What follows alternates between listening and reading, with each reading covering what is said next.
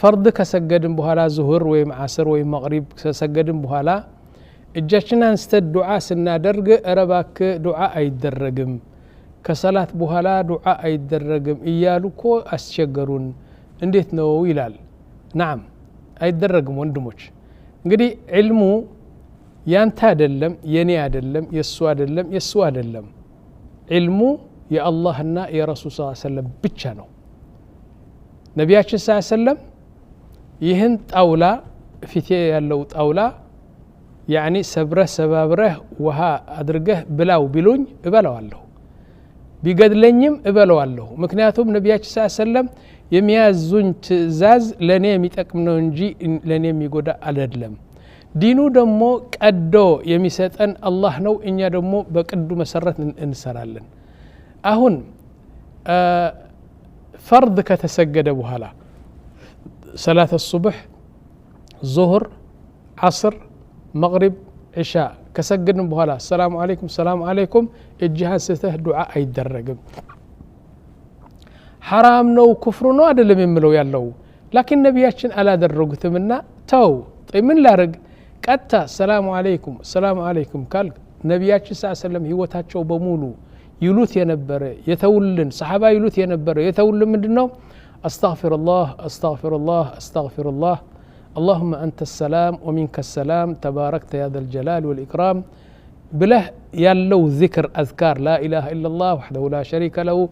الملك وله الحمد وعلى كل شيء قدير دقنا 33 تسبيح منام تارق الله أدلم يهنو يتولن أنا يهن تارقنا كذاب هلا طيب دعاء بلو بيتأيكين دعاء هلت بوتا اللو بصلاة هلت بوتا بتشانو يالو الله لك أبله كفلك አንዱ በስጁድ ነው ስጁድ ስትወርድ የፈለገውን ዱዓ አርጋንተ የፈለከውን ነገር አላህን ጠይቅ እሺ ስጁድ ስትወርድ ሁለተኛ ነገር ደግሞ በመጨረሻው ሰላ ዱቡር ሰላ ይሉታል ዱቡር ማለት በስተጀርባው ማለት ነው ወላ እና في كل دبر الصلاه እና ተህያት ወአስራ اللهم صل على محمد وعلى ال محمد بلا انك حميد مجيد ስትል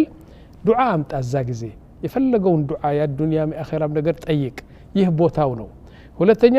ያኒ ስጁድ ስትወርድ ደግሞ እነዚህ ሁለት ቦታ ያደረካቸው ዱዓ አላህ Subhanahu Wa Ta'ala ይቀበለዋል ኢንሻአላህ السلام عليكم ካልክ ግን መጀመሪያ የምትላት ነገር አስተግፊሩላህ ممكن አንድ ሰው ይጠይቃል አንድ ሰው ወንጀል ካደረገ ነው አስተግፊሩላህ የሚለው እኔ ግን በሰላት ውስጥ ነበርኩ ሱብሃን ረቢየል አላ ቁርአን ቀራለሁ ተስቢህ አደርጋለሁ ሩኩዕ ስጁድ በዳዕዋ በዒባዳና በሐሰናት ነው የነበርኩ ምን አጥፍቼ ነው አሁን ሰላም አለይኩም አስተግፊሩላህ የሚለው ብለው ይጠይቃሉ አንዳንዱ ጥሩ ጥያቄ ነው ለምን መሰለ ወንጀል ስላደረካ አይደለም ግን በመጠኑ ወንጀል አድርገሃል በሰላት ውስጥ ምንድነው ምን ማለት ነው አስተግፊሩላህ ያ ረቢ እኔ አንተ የምትፈልጋትን ሰላት ሙሉ በሙሉ አሰገድኳትም ይሄ ደግሞ እውነት ነው አንተ ስትሰግድ ልብህ ወደ ላይ ይሄዳል ይሄም አንድ ጉድለት ነው ቁርአኑ በደንብ አትቀራም ሩኩዑ በደንብ ሩኩዕ አታረግም እና ብዙ ነገር የሚጎድላት ነገር አለ ነቢያችን የሰገዱ ሰላት አይደለም የምንሰግደውኛ እውነቴ ነው የተሰባበረች ነሽ ለዚህ ነው አስተግፊሩላህ የምትለው ጌታዬ አንተ የምትወዳትና አንተ የምትፈልጋት ሰላት አልሰገድኩም ስለዚህ ቅርታ በለኝ ይቅርታ አርግልኝ ማለት ነው አስተግፊሩላህ አልዓዚም ከዛ በኋላ አዝካር ነው ከሰላት በኋላ ያለው አዝካር ነው እንጂ ዱዓ አታረግም طيب ዱዓ ከፈለክ አልኩ በሰላት ውስጥ በስጁድና በመጨረሻው ሰላት ወይም ደግሞ ሱና ከሰገድክ ዙሁር ለምሳሌ 4 ረካዓ አይደለም 4 ረካዓ ከሰገድክ በኋላ እንደፈለክ ዱዓ አርግ ከሰላት በኋላ ከፈርድ በኋላ 2 ረካዓ አለ